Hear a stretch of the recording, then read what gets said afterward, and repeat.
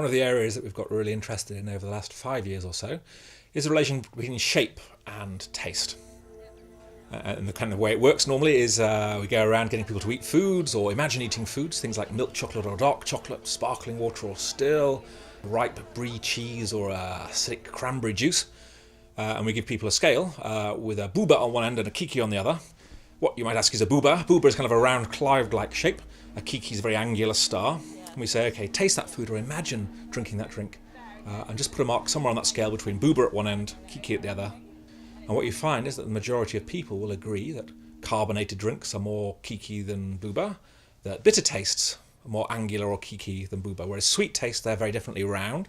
Sour tastes, they're kind of angular as well, and they're probably a bit asymmetrical, sort of sharp and asymmetrical, and so it goes on. So every taste, and probably many flavours too, have a shape that many people associate.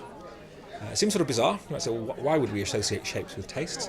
And again, we don't know the answer, but there are a couple of things it could be. It could be that we associate all those things that are kind of potentially dangerous. So pointy things might be a weapon that could hurt us.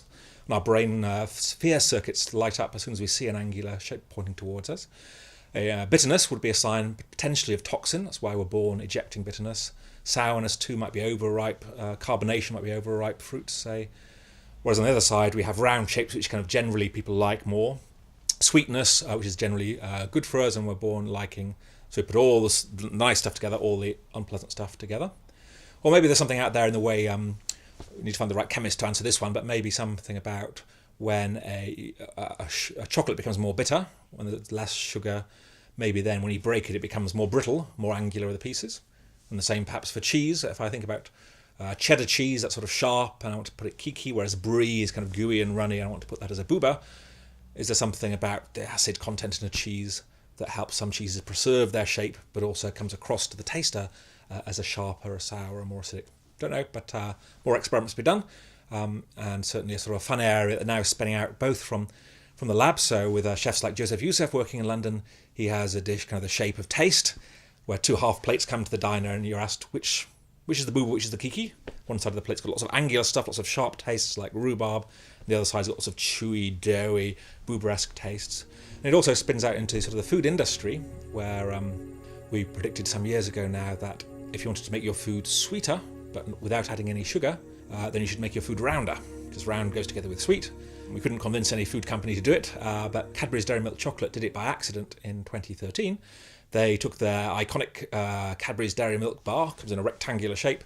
They rounded off the corner of each piece, saving themselves 3.4 grams of chocolate in the process, but keeping the surface area of the packaging the same. Put that in the marketplace, and consumers that were then writing in, calling and complaining, you've changed the taste, you've made our dairy milk sweeter. And you had the expert from Mondelez saying, we have not changed the taste, the formulation at all we've done is change the shape.